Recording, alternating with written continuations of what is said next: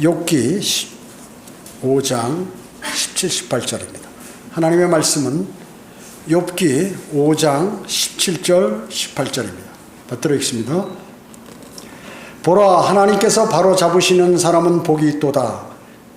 그러므로 너는 전능하신 분의 징계를 멸시하지 말라. 그는 아프게 하시다가 싸매시며 그는 상처를 내시다가 그의 손으로 온전하게 하시느니라. 이렇게 말씀하셨습니다. 오늘 말씀 제목은 주님의 징계를 멸시하지 말라라는 제목으로 말씀을 드리겠습니다. 주님의 징계를 멸시하지 말라. 그리스도인은 주님의 징계나 고난을 겪을 수가 있습니다. 그러나 징계나 고난을 통하여 하나님의 섭리와 그분의 은혜를 우리는 깨닫게 되는 것이죠. 오늘 본문 욥기 5장 17, 18절에 바로 그것이 그 말씀이 모든 잠언의 근원이 되는 그러한 말씀인 것입니다. 자, 하나님의 징계는 형벌이나 저주받는 것하고는 별개의 문제입니다. 형벌을 받거나 저주받는 것하고 하나님의 징계하고는 틀리다는 얘기죠. 하나님께 형벌이나 저주를 받을 경우는 하나님의 은혜에 감사하지 않고 하나님께 합당한 영광을 돌리지 않고 상상들이 허망하고 어리석음으로 마음이 어두워졌을 때 발생하게 됩니다. 그래서 스스로는 현명하다고 하지만 실제 모든 행동이 우둔한 경우도 형벌이나 저주를 받을 수 있는 것이죠. 우상을 섬긴다든지 진리를 거짓으로 바꾸어 자신들의 지식 가운데 하나님 두기를 싫어하는 그러한 경우로 불의라든지 음행, 비방, 교만, 자기 자랑만 하고 부모에게 거역하는 등 이러한 형벌이나 저주를 받게 되는 그러한 것들로 인하여 형벌이나 저주를 받게 되는 경우가 많이 있다는 것입니다. 자, 그러나 이 징계는 성도가 하나님께 향하도록 하며 더욱더 그 사람이 성장하도록 만드시는 것이에요. 자, 징계로 인하여 그 사람이 더 성장하고 더 주님을 사랑하도록 하는데 목적이 있는 것이죠. 잠언 3장 11, 12절에 보면 내 아들아 주의 징계를 멸시하지 말고 그의 나무라심을 싫어하지 말라. 이는 주께서 사랑하시는 자를 꾸짖으시기를 마치 아버지가 기뻐하는 아들에게 하는 것 같이 하심이라. 이렇게 말씀하셨습니다. 자, 하나님께서 꾸짖으시는 게 자기 아들 사랑하거든요. 아들이 잘못하면 꾸짖잖아요. 왜? 사랑하는 사람이니까. 남의 자식이나 이런 사람들을 꾸짖지 않아요. 자기 자식은 야, 너 이렇게 해라, 그렇게 하면 안 된다, 죄를 지으면 안 된다, 너 이렇게 부지런해라, 이렇게 잔소리를 하거나 꾸짖죠. 왜 그렇습니까? 사랑하고 그 아들을 기뻐하기 때문에 하는 것과 같이 하나님께서 사랑하시는 자에게 징계를 허락하신다. 물론 잘못한 것이 있으니까 징계하시겠지만 그 목적은 그를 저주하거나 그러기 위해서 하는 것이 아니다는 것이죠.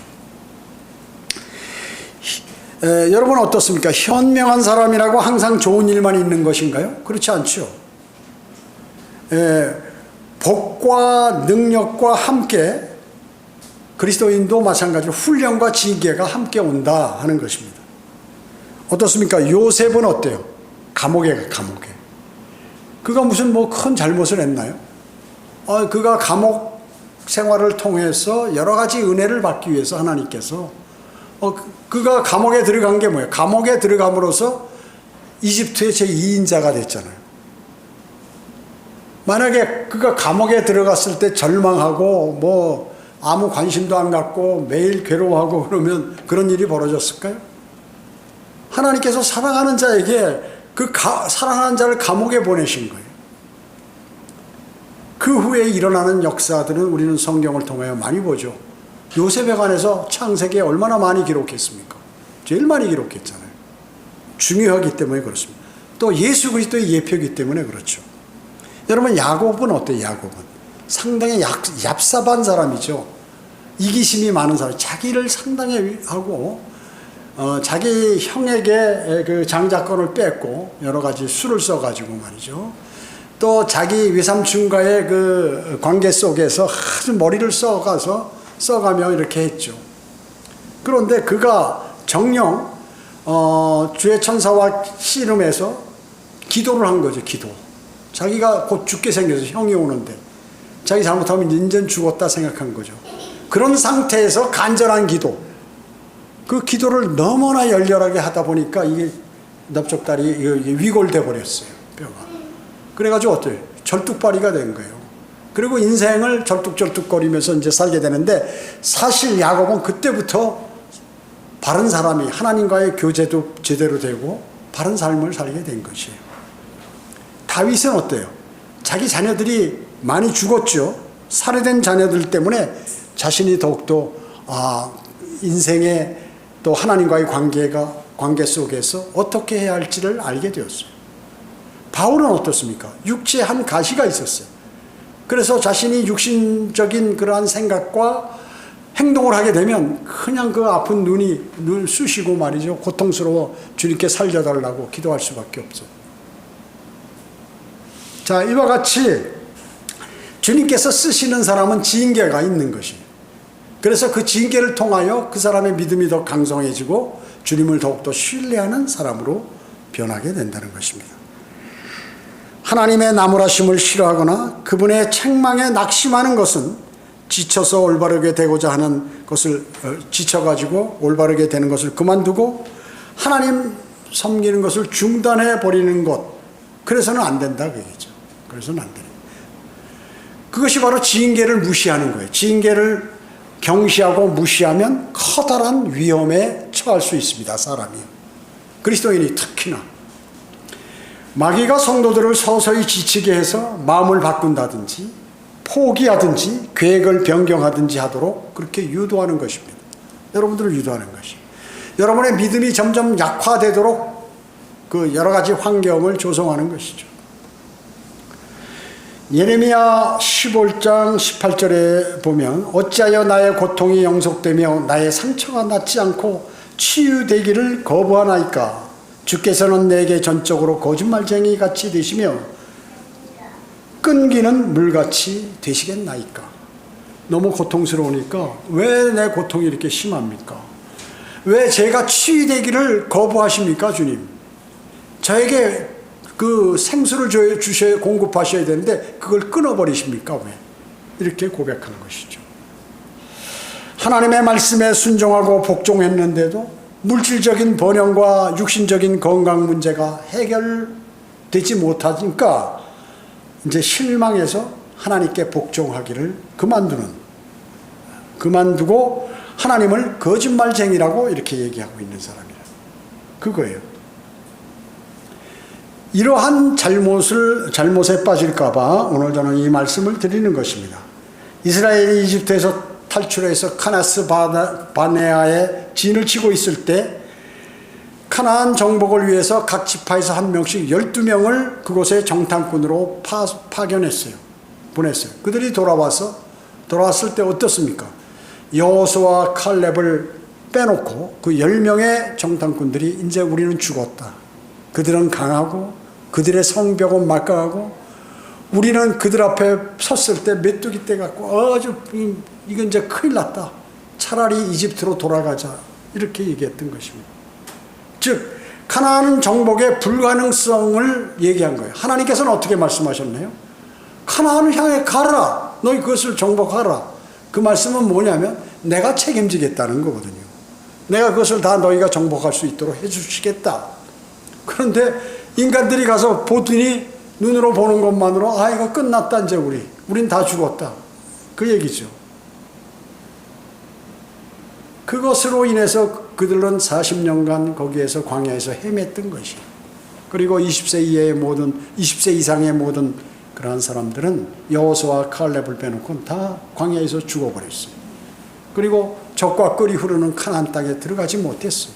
단지 여호수아와 칼렙만 들어갔던 것입니다.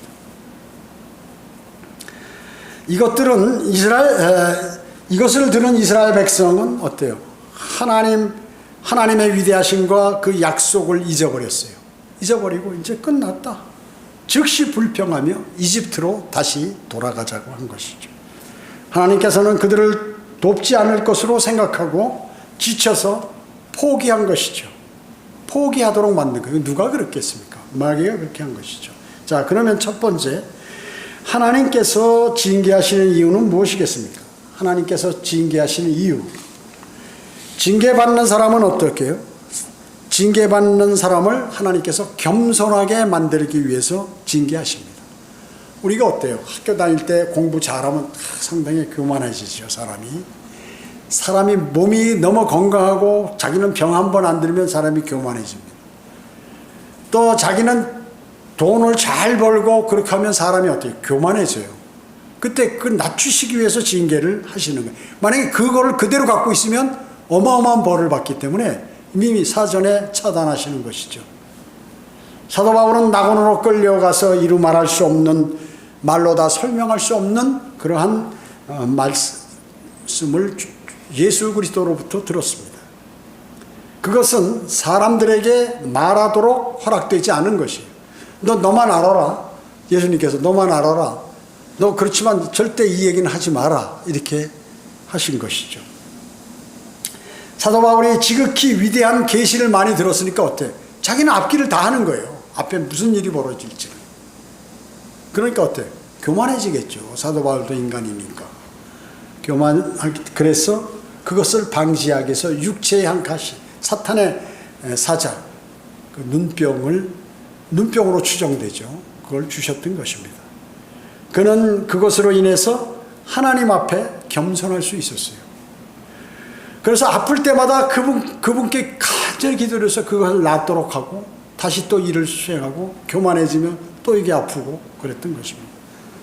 그것을 깨달은 바울은 하나님께 감사할 수가 있었어요. 그래서 내가 약할 때 강하구나. 내가 건강하고 강하다고 하면 그거는 강한 게 아니구나 하는 것을 알게 되었어요. 사람은 자신이 어떤 상황에 부딪혀 보지 않고는 그 상황을 알기 어려워요. 여러분, 밥을 굶어보지 않은 사람은 밥을 굶어본 사람의 마음을 알 수가 없잖아요. 고통을 당해보지 않은 사람은 그 분야에, 해당 분야의 고통을 당하는 것. 또 아파보지 않은 사람은, 그렇게 아파보지 않은 사람은 이해할 수가 없는 것입니다.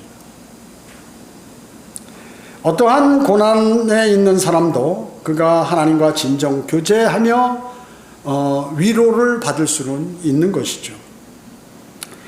그렇게 위로 받은 경험이 있는 사람은 어떠한 고난 중에 있는 사람이라도 자신이 그 받은 위로를 갖고 위로할 수 있는 것입니다. 사람의 능력으로 해결하지 못하는 것, 너무도 크고 많은 어려움에 도달할 때 그저 주님만 쳐다보며 그 결과를 기다릴 수밖에 없는 것이에요. 그래서 그렇기 때문에 이 사람은 점점 위에 있는 것을 바라보는 사람으로 변모가 되는 것입니다. 그래서 여러 그리스도인에게 고난은 아주 훌륭한 교사인 것입니다. 하나님의 약속에 따라 그분께 간구하고 이러한 약속이 사실임을 확인시키기 위하여 징계를 주시기도 하는 것이죠. 사도 바울은 어떻습니까? 배고파요. 사람이라는 게 참, 이 사도라든지 이런 사람들이 굶는다는 게 이게 참 있을 수 없는 일 아니에요. 그런데 배가 고파서 굶어가지고 힘이 없어서 일을 못할 정도까지 이렇게 그런 상황에 처해 보기도 했다는 것이죠. 얻어맞기도 했습니다. 많이 맞았어요. 그리고 죽을 고비를 여러 차례 넘겼습니다. 여러분, 사람이 죽을 고비를 한번 넘겨보면요, 인생이 별거 아니구나. 나는 언제라도 죽을 수 있다. 그래서 아마 세상 사람들은 그것을 위해서 관 속에 들어가는 훈련을 하고 말이죠, 이렇게 본다고 난리지만 그거 갖고 알 수 없는 것이, 하나님의 말씀으로 또 하나님의 징계로 그런 것들은 실감할 수 있는 것입니다. 실감할 수 있는 것이. 자, 그래서 징계 이유는 성도의 마음을 하늘에 두게 하고 그리고 하나님만 의지하도록 하기 위해서 하나님께서 주시는 좋은 선물이에요. 좋은 선물입니다, 사실은. 자, 사도 바울은 정말로 죽을 고비도 많이 넘겼죠. 그리고 그렇기 때문에 그는 풍부한 적이 있었어요. 풍부한 적. 풍부함에도 처해봤고 가난하게도 처해봤고 또 많이 얻어도 맞고 그리고 병도 들어맞고, 그러니까 다 경험을 한 거예요. 그래서 그는 배부름과 배고픔과 풍부함과 궁핍함을 다 배웠다고 얘기했어요. 그러한 과정에서 주님을 통하여 늘 이기고 그리고 견딜 수 있었다고 그는 고백하는 것입니다.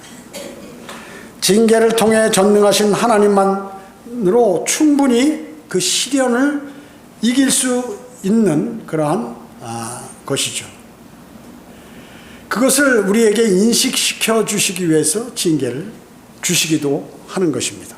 또 징계를 통하여 불필요한 가지를 잘라버리는, 우리가 그런 징계가 없다면 무엇이 꼭 필요한지 쓸데없는 것에 관심을 많이 갖고 있는 것, 그런 걸 다 제거해 버리도록 하시는 것이요.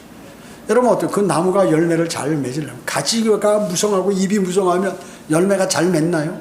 적절하게 이렇게 잘라줘야 영양이 한 곳으로 집중돼서 열매를 잘 맺는 것과 같이, 여러분들의 여러분이 생각하기에는 필요하지만 주님께서는 이거 필요 없는 것에 대단히 관심을 많이 갖고 있구나, 거기에 신경을 많이 쓰는구나, 사소한 것에 목숨을 걸고 있구나, 그랬을 때 그걸 잘라버리시는 것이에요.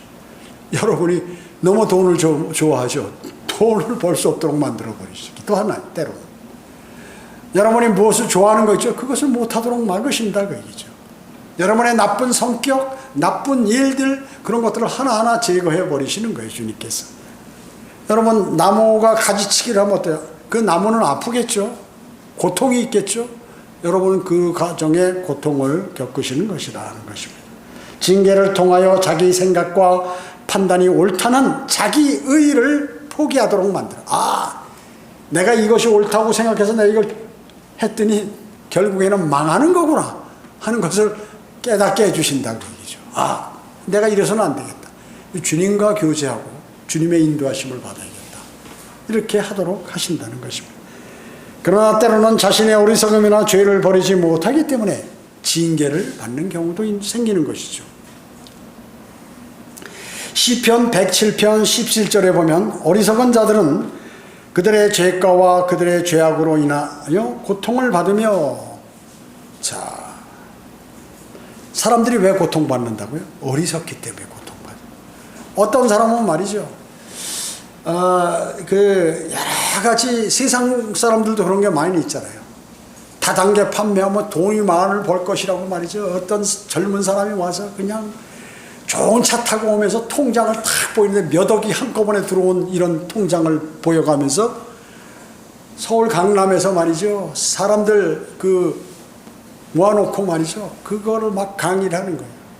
그래가지고 막 5천만 원, 1억씩 물건을 사가지고 했는데 나중에 보니까 그 외에 계속 돈 만들어가고 버는 건 별로 없다. 통장에 들어오는 것은 조금. 여러분 어때요? 게임이나 이런 노름 같은 거에 보면 노름에 달하는 타짜라고 그러잖아요. 이 사람들은 전부 속임수로 노름을 하는 거예요. 그래가지고 상대가 노름할 때 어떻게 적절하게 이루어주는 거예요. 그럼 이 사람이 돈을 따는 거죠. 이런 게 있네. 이래가지고 거기에 계속해서 집념하다 큰 돈을 뺏어버리는 거죠. 그러면 그것을 되찾기 위해서 또 노름을 하는 거예요. 그러다 아주 중독이 돼버리죠. 집 팔고 뭐 다 하는 것입니다. 사람들이 그런 식으로 미쳐버리는 거예요, 전부. 그것뿐만 아니에요. 많은 것들로 사람들이 잘못된 길을 가는 경우가 많이 있죠. 어리석기 때문에 고통을 당하는 것입니다. 그게. 어리석은 이유는 뭐예요? 왜 어리석습니까, 사람들이요? 하나님의 말씀을 모르거나 거역하기 때문에 그래요. 하나님의 말씀은 진리예요. 이 말씀대로 하면 그대로 되는 거예요. 그런데 이걸 모르거나 이 말씀을 거역하기 때문에 사람이 어리석어져 버린다 그 얘기죠. 자기 생각대로 하기 때문에. 욥기 36장 13절에 보면 그러나 마음속에 위선을 부리는 자들은 진노를 쌓나니 그분이 그들을 속박하실지라도 그들은 울지 아니하는도다. 위선을 부려서 진노를 내리는데도 그들은 내가 이거 잘못했구나 돌아서거나 울지 않는다 그 얘기죠. 보물을 쌓듯이 그들은 진노를 쌓는 것이에요. 진노를. 하나님께서 막으시면 도움을 구하기 위해 그분께 부르짖지 않고 다른 곳에서 해결책을 찾으려는, 하나님께서 손을 딱 끊으시면, 고개를 돌리시면 하나님께 부르짖어서 해야 되는데 다른 데서 찾는다고. 그러니까 해결이 안 되죠. 해결이 안 돼요. 그래서 지역교회를 파괴하거나 약화시켜 놓아서 징계를 받는 사람이 있어요. 징계를 받는 사람들이 밖에 나가가지고. 그런데 그래도 자백하지 않아요. 자기가 잘했다고 계속 그러잖아요. 끝까지 가면 징계의 강도는 더 세지고 나중에 죽을 수도 있는 거예요. 그 사람 생명을 데려가시는 거예요. 왜? 그 사람이 구원받은 사람이기 때문에 더 죄를 짓지 못하게 하시고요. 무서운 일입니다. 그래서 무서운 일이에요. 그리스도인은 이러한 일이 있어서는 안 되는 것이죠. 두 번째, 징계받을 때의 자세는 어떤가? 자, 어떠한 이유로든지 자신이 징계받고 있을 때는 그것을 싫게 여기거나 징계를 멸시해서는 안 된다는 것이죠. 그뿐만 아니라 징계를 받는 사람은 낙심하거나 좌절해서거나 이렇게 해서는 안 된다는 것이죠. 역으로 히브리서 12장 5절에 보면 주의 징계를 경시하지 말고 책망을 받을 때 낙심하지 말라 이렇게 말씀하셨어요. 자, 우리가 죄를 지으면 어때요? 죄를 자백드리죠. 이건 대단히 좋은 일입니다. 대단히 좋은 일이에요. 죄를 자백하면 그것이 뭐냐면 자신을 심판하는 거예요. 여러분 어때? 죄 지은 사람한테 이제 무슨 재판할 때는 당신 무슨 죄 지었죠? 아니, 나 안 졌습니다. 증거가 여기 있는데 나 아니라는 거예요. 그러면 어때요? 그 사람 죄를 더 과중시켜버리죠. 그래서 벌을 크게 줍니다. 제가 잘못했습니다. 다시는 안 그러겠습니다. 나 정말 괴롭습니다. 나 그걸로 인해서 정말 나 다시는 이제 새 사람이 되겠습니다. 그러면 형을 약하게 준다는 거예요. 증거가 다 있는데도 끝까지 우기는 사람이 있어요. 그렇기 때문에 우리가 죄를 자백했다는 건 나 죄인입니다. 나 죄 졌습니다. 하나님 용서해 주세요. 이러는 거거든요. 그 사람은 벌을 줄 필요가 없어요. 왜? 그 사람에게는 주 예수 그리스도의 보혈이 뿌려졌기 때문에 주 예수 그리스도의 보혈의 공로가 바로 거기에도 해당이 되는 거예요. 죄를 자백했을 때 용서받는 특권. 그게 자녀로서의 그 죄를 자백하는 거야. 아버지께. 자녀가 말이죠. 무슨 실수하거나 해서 돈도 많이 탕진하고 잘못했어요. 아버지 용서해달라. 내가 죽일 놈이라고 내가 잘못했습니다. 내가 불효입니다. 나는 다시는 안 그러겠습니다. 이제 그러면 어떤 벌도 내가 받겠습니다. 그러면 부모는 말이야. 그래 알았다 이제 앞으로 잘해라 그러지. 야 이 더러운 놈아 너는 도둑질 아버지 걸 훔쳐갔으니까 너는 감옥에 들어가라. 아빠가 고소할 테니까. 이런 사람 없어요. 자기 자녀에 관해서는. 다른 사람 같으면 고소하겠지. 마찬가지입니다. 우리가 하나님의 아들들이 되었으면 고소는 안 하. 최소한 그 저주나 진노를 내리지 않으시는 거예요. 징계만 간단하게 주셔서 정신 차리도록 하시는 것이죠. 그래서 내가 죄를 자백하면 그것은 내가 나를 심판한 거예요. 그러니까 알았다. 내가 더 이상 네가 예수 그리스도의 보혈의 공로를 내가 하나님의 자녀 됐고 죄를 용서해 달라고 하니 내가 더 이상 묻지 않겠다. 징계가 없어요. 자백을 하면. 경시한다는 것은 뭐예요? 비웃는다는 거죠. 하나님께서 이렇게 말씀하세요. 그런 게 잃어버린다 그 얘기죠. 자신의 완고한 자세를 견지하고 제 생각은 그게 아닌데요. 나는 그렇게 하지 않았습니다. 나는 그 죄 짓지 않았습니다. 하나님과 하나님의 다루심을 비웃어버린다. 하나님께서 너 이 죄 졌다 하는데 아닙니다. 나 그런 적 없습니다. 비웃는다 하나님을. 이것이 바로 징계를 경시하는 사람들의 자세라고 합니다. 징계받으면서도 겸손해지지 않고 세상의 지혜와 세상의 방법대로 혹은 자기의 방식대로 하는 경우 그 징계를 경시하는 거예요. 그 사람 다음에 또 그런 일이 벌어지. 그보다 더 큰 일이, 더 큰 징계가 벌어지는 것입니다. 낙심하는 경우는 어때요? 하나님께서 자신을 버리셨다고 하면서 절망하고 낙심하고 체념하는 경우. 이제 나 죄 져가지고 나 이제 끝났다. 주님께서 나를 버리셨나 보다. 이런 거예요. 이 낙심하는 경우. 이러한 것을 유의해서 잘 견디고 승리하여 믿음의 간증을 남겨야 되죠. 그리스도인은. 징계받을 때는 더욱 주님 앞에 다가서야 합니다. 그리고 말씀과 기도에 정진하고, 그리고 더욱더 주님을 찾고 주님의 도우심을 구하는 것이에요. 그러면 주님께서 여러 가지로 생각하시고 또 고려하시고 여러분을 인도하시는 것이, 좋게 인도하시는 것입니다. 그리스도인들이 경제적인 압박 때문에 성경을 읽지 않고 청구서를 지불하는데 급급해서, 혹은 간신히 먹고 사느라 기도라든지 헌신에는 전혀 기도 신경 쓰지 않는다면 더욱더 어렵게 되는 것입니다. 여러분, 그럴 때일수록 더 주님께 다가가셔야 돼요. 주님께 다가가셔야 하는 것입니다.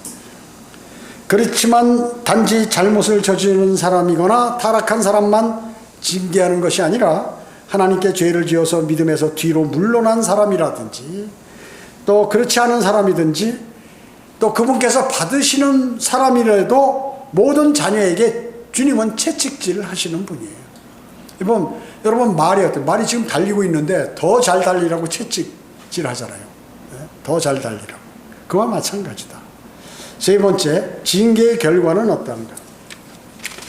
하나님께서 징계는 바로잡는 수단으로 사용하시는 것이죠.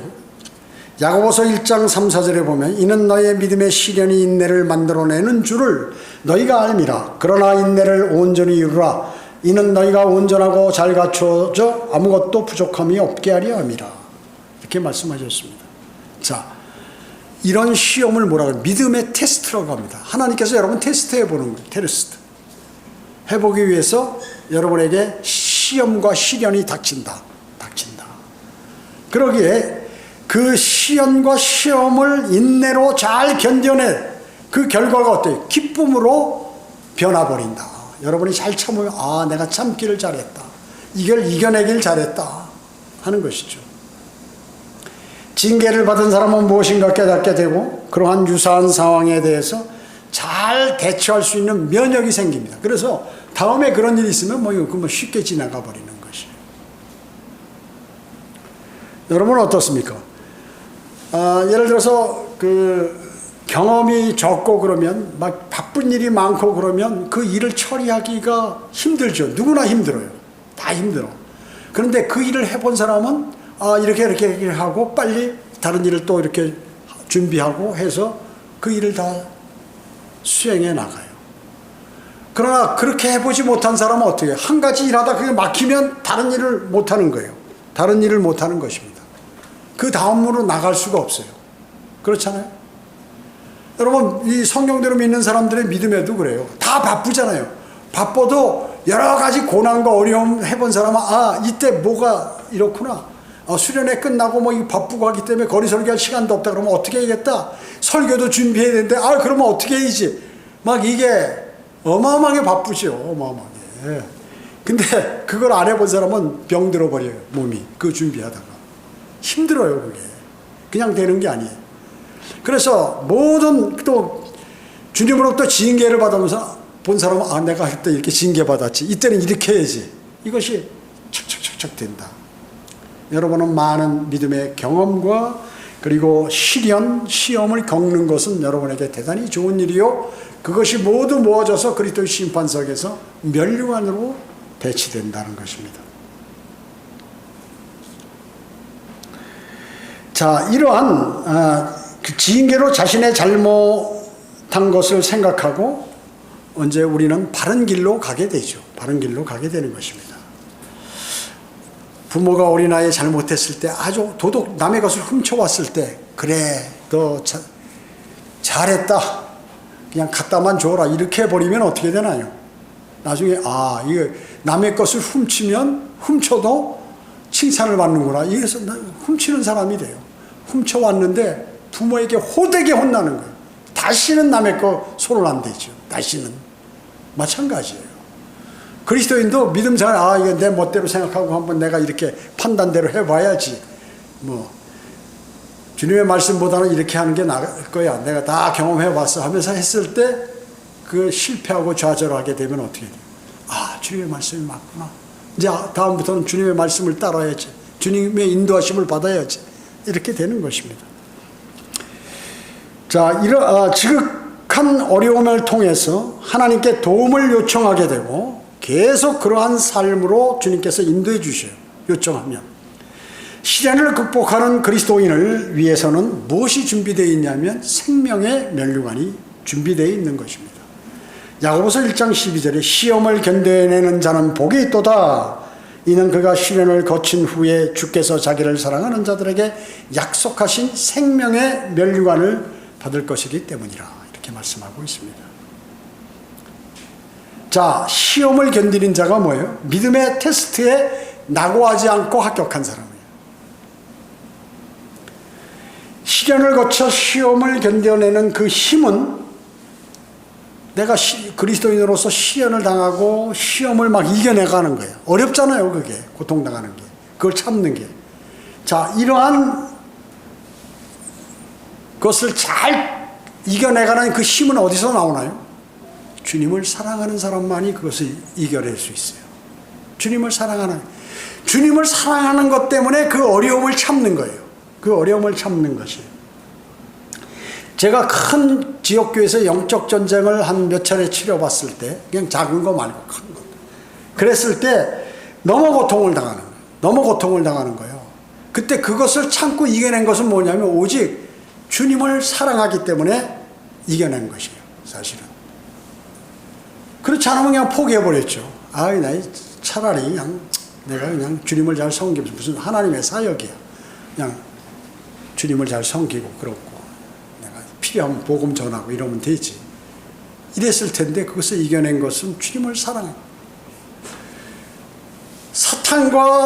사탄과 하나님 사이에 내가 딱 서가지고 내 자신이 그리스도인이 서가지고 하나님의 말씀과 하나님의 명령에 따라서 사탄과 싸우는데 내가 그걸 포기해버렸다?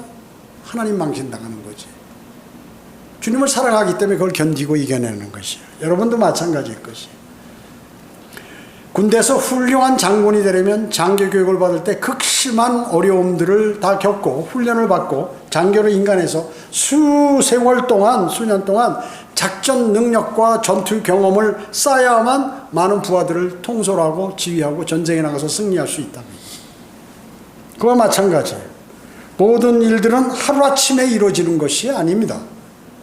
자신이 무슨 머리가 좋아서 공부를 과거에 많이 해서 성경을 빨리 공부해가지고 후다닥 이걸 많이 알아서 내가 무엇이 된다? 그런 건 없어요, 세상에. 그러니까 어떤 기간이 필요한 것이죠. 여러분 어때요? 제도권교회에서 많이 생활해서 믿음을 많이 했다고 성경대로 믿는 사람 와서 그것이 끝까지 다 잘 가나요? 그런 사람 별로 못 봤어요. 밖에서 목회하고 이런 사람들이 정말 자신이 세상적으로 보더라도 목회하려고 하는 사람들은 자세가 틀리잖아요. 자세가 틀리고 많이 공부하고 성경을 노력했어도 그런 사람 쳐놓고 성경대로 믿는 사람들로 와가지고 제대로 믿음을 갖춘 사람 단 한 사람도 못 봤어요. 다 실격이야. 다 실격. 중간에 신학원도 졸업하고 와서 뭐도 하고 하는데 다 실격이에요. 왜? 과거 것을 버리지 않고 자신이 거기에다 접목해서 뭘 해보려고 했기 때문에 그런 것이에요. 그리고 주님과의 온전한 그러한 신뢰가 갈 수 있는 교제 이런 것들이 안 된 거예요. 세상 교회 방식대로 지금도 갖고 있기 때문에 그 사람들은 그것을 하지 못했던 것입니다. 많은 사람들이 왔어요. 여기요. 목회 내던지고 대단히 훌륭하잖아요. 개정판이나 개혁성경을 쓰다 그걸 던져버리면 그 교회 사람들이 다 떠나버리고 상대를 안 해버리는 그런 경우예요. 그래서 자기는 바른 성경을 갖고 하겠다. 결심을 하고 신학을 하고 또 이렇게 하려고 하다가 더 큰 시련이 오잖아요. 그러니까 가만두지 않지. 그 시련에 그냥 녹아떨어져서 그냥 날아가 버려요. 그러니까 과거에 목회했을 때 자신이 세상에서 그 훈련은 전혀 훈련이 아니었다. 그 얘기죠. 왜? 세상 방식대로 했기 때문에. 세상 방식대로 자신이 사역한다고 했기 때문에 그거는 아무런 도움이 되지 못했다는 것이죠. 생명의 면류관은 어때요? 누가 받는 거예요? 순교자들이 받는 면류관이 생명의 면류관이에요. 주님을 위해서 목숨을 던진 사람들. 그런데 시련과 시험을 이긴 사람들에게 이 생명의 면류관을 준다? 시험과 시련이 순교당하는 것만큼 어렵다는 거예요. 순교는 순식간에 그냥 죽어버리잖아요. 그걸 참고 그 순간만. 시련은 어때? 기간이 길어요. 기간이 길어. 주변에 다른 사람들이 막 욕을 해. 비난을 해. 그리고 마귀도 계속 다른 사람을 통해서 비난하도록 만들고 환경이 어렵다, 그 얘기, 주변 환경이. 그러니까 시험과 시련을 이기는 사람은 생명의 면류관을 받는 거야. 주님을 위해서 목숨을 던진 사람들이 받는 면류관을 예수 그리스도께서 하사하시는 것입니다. 그래서 이 고통을 받은 사람들은 어때요? 그걸 잘 이겨낸 사람들이, 그 믿음을 지킨 사람들이 어때요? 천년왕국에서 유업을 받는 거예요. 통치하는 거예요. 주님과 함께. 그리스도를 부인하면, 자기가 시련과 어려움과 시험이 와서 그리스도를 부인하잖아요. 그럼 어떻게 되나요? 주님도 부인하셔요. 그래서 천년왕국에 통치할 게 없어요. 구원은 받았지만. 그리스도를 부인한다는 게 뭐예요? 안 믿는 척 하는 거. 또 무슨 당신 성경대로 믿는 사람입니까? 청주 성경 침례교회 다니까 뭐 그냥 교회 다닙니다. 뭐 이렇게 한다든지 이런 거다. 복음을 거부한다든지 또 복음 전파를 거부한다든지 뭐 이런 것들. 그러니까 주님을 부인하는 거예요. 자신의 사회생활이나 세상을 위해서 좀 불리할 것 같으니까 그냥 속으로는 안 버렸는데 겉으로 부인해버리는 이런 것들. 그럼 주님이 어때요? 천년왕국에서 나도 너희를 부인하겠다. 또 없어 너 통치할 거. 나를 위해서 고난 안 받았잖아. 그 말씀인 것입니다. 그리스도인은 이 땅에 현재 여러분들은 통치자로서의 수업을 받고 있는 거예요. 통치자가 되려면 그냥 아무나 통치자가 되는 게 아니지 않습니까? 그 사람은 많은 경험을 하죠. 경험을 합니다. 정치인들도 그 경험을 해야죠. 정치인들이 막 덜렁 대통령이 되면 뭐 하나요? 아무것도 몰라. 정치 되려면 어때? 국회의원 보좌관도 하면서 밤새워서 일하고 막 욕먹고, 그 다음에 그 시나 이 도에 가서 의원 되려고 막 바등바등 해가지고 뭔가 하고, 이래가지고 다음에 이제 무슨 뭐 국회의원 나오고 점점 이렇게 해서 점점 그 경력이 쌓여가지고 내가 정치를 하려면 어떻게 해야 되고, 경제는 어떻게 해야 되고, 민생은 어떻게 관리하고, 그 다음에 국가 그 방위력은 어떻게 키워서 국가를 강력하게 만들고, 경제력은 어떻게, 이게 뭔가 있어야 되지. 그냥 덜러 아무나 뭐 대통령하고 국회의원은 다 나라 망하는 거예요. 그렇기 때문에 마찬가지로 여러분들이 지금 천년왕국에서 통치하시려면 여기서 많은 수업을 해야 돼. 여러분 왕 아니야. 예를 들어서 내가 우리나라 땅 정도 되는 여러분들이 이 땅을, 나만의 땅만한 것을 통치한다 그러면 여러분 뭐 좀 알아야죠. 성경도 알고 고난도 받아봐서 남의 마음도 알고 또 어떻게 해야 거기서 이겨나는 방법도 알고 경제적 뭐 이런 거. 그때는 뭐 그렇게 크게 필요하지는 않지만 그래도 그 수업을 여러분 지금 받으시는 것이다. 주님이 오시면 그분과 함께 땅을 할당받아 여러분은 천년을 통치하게 될 것입니다. 통치자의 수업은 쉽지만은 않습니다.